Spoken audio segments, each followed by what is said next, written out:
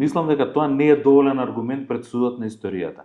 Кога за 10 години или за 5 години ќе имаме ситуација во која што Албанија и Црна Гора ќе бидат членки на Европската унија. Значи зборуваме за држави кои што биле многу зад нас. Во процесот Албанија ние сме воделе скрининг заедно со нив и сме биле во представувањето на нашите реформи многу пред нив. Црна Гора знаеме дека кога бевме ние кандидат за членство 2005 уште не беше ни независна држава.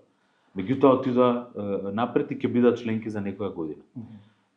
Ние ќе треба да се соочиме со нашите нови генерации и со нашите сегашни генерации и да им објасниме дали беше доволен аргумент тоа што некоја политичка партија се противела за тоа да ние останеме надвор од Европската унија, нешто што ќе ни ги одземе перспективите за сериозен развој.